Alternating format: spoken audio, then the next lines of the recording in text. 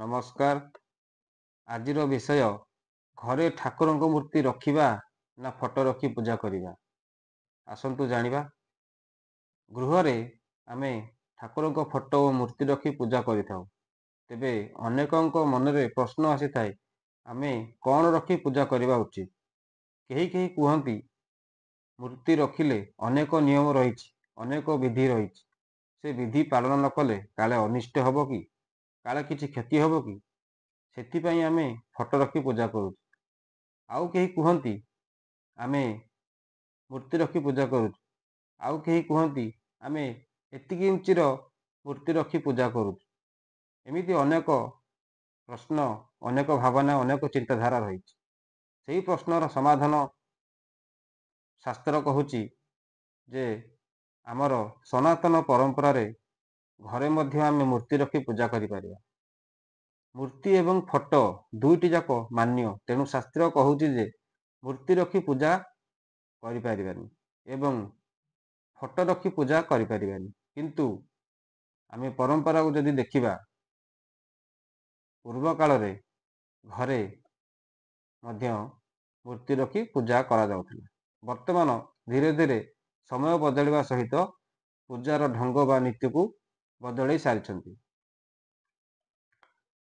ପ୍ରାୟ ଲୋକ ଫଟୋ ରଖି ପୂଜା କରୁଛନ୍ତି, କିନ୍ତୁ ପୂର୍ବ କାଳରେ ଫଟୋ ନଥିଲା, ଛାୟାଚିତ୍ରର ପ୍ରଚଳନ ନଥିଲା, ତେଣୁ ମୂର୍ତ୍ତି ପୂଜା ହେଉଥିଲା। ବର୍ତ୍ତମାନ ସମୟ ପରିବର୍ତ୍ତନ ହେଉଛି, ଆମେ ଫଟୋ ରଖି ପୂଜା କରୁଛେ, କିନ୍ତୁ ଶାସ୍ତ୍ର କହୁଛି ଯଦି ଘରେ ଆମେ ଯଦି ମୂର୍ତ୍ତି ରଖିବା, ତେବେ 6 ଇଞ୍ଚରୁ ଅଧିକ ଆମେ ବଡ଼ ମୂର୍ତ୍ତି ଘରେ ରଖିପାରିବା ନାହିଁ।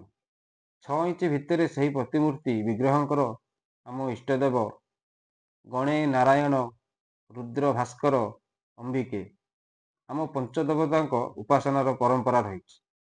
ଗଣେଶଙ୍କର, ନାରାୟଣଙ୍କର, ଶିବଙ୍କର, ଅମ୍ବିକାଙ୍କର, ଦୁର୍ଗାଙ୍କର ଏବଂ ସୂର୍ଯ୍ୟନାରାୟଣଙ୍କର। ଏହା ନୁହେଁ ଯେ ଆମେ ଗୋଟିଏ ମୂର୍ତ୍ତି ଘରେ ରଖିବା, କାରଣ ଗୃହସ୍ଥକୁ ଶାସ୍ତ୍ର ଏଠି ପ୍ରମାଣ କରିଛନ୍ତି ଗୋଟିଏ ମୂର୍ତ୍ତି ନୁହେଁ, ଆମେ ଘରେ ଅନେକ ଦେବାଦେବୀଙ୍କର ମୂର୍ତ୍ତି ରଖିବା ଆବଶ୍ୟକ। ବିଶେଷ କରି ପଞ୍ଚଦେବତାଙ୍କ ପୂଜା ଘରେ ରଖି ପୂଜା କରିପାରିବା। ମୂର୍ତ୍ତିଟିଏ ରଖିଲେ ଠାକୁରଙ୍କୁ ଆମେ ସ୍ନାନ କରିପାରିବା, ଠାକୁରଙ୍କୁ ଟିକେ ଅଭିଷେକ କରିପାରିବା, ତାଙ୍କୁ ଚନ୍ଦନ ଅର୍ପଣ କରିପାରିବା। ଫଟୋ ରଖିଲେ ଆମେ କ'ଣ ତାକୁ କ୍ଷୀର ଅର୍ପଣ କରିପାରିବା ନା ଜଳ ଅର୍ପଣ କରିପାରିବା?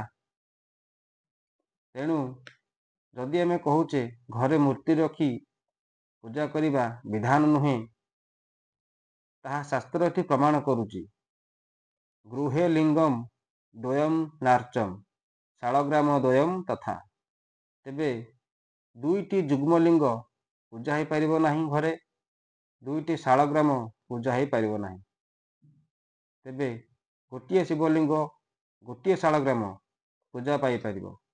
ଘରେ ଆମେ ମୂର୍ତ୍ତିଟିଏ ରଖି ପୂଜା କରିପାରିବା, କିନ୍ତୁ ମନରେ ଯେଉଁ ପ୍ରଶ୍ନ ଆସୁଛି ଫଟୋ ଏବଂ ମୂର୍ତ୍ତି ପୂଜା ଅଲଗା ନା ଆଉ କ'ଣ?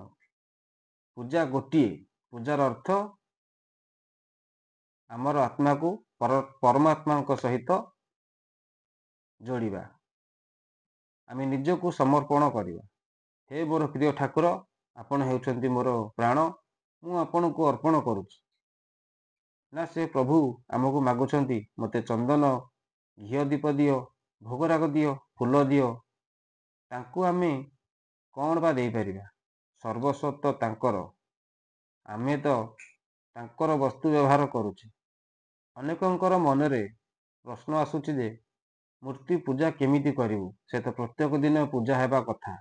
ଯଦି ଆମେ କୁଆଡ଼େ ବାହାରକୁ ଯାଉ, ତେବେ କ'ଣ ହେବ? ଘରେ କିପରି ମୂର୍ତ୍ତି ପୂଜା କରାଯାଏ? ମୂର୍ତ୍ତି ପୂଜା ଦୁଇ ପ୍ରକାର ଅଛି।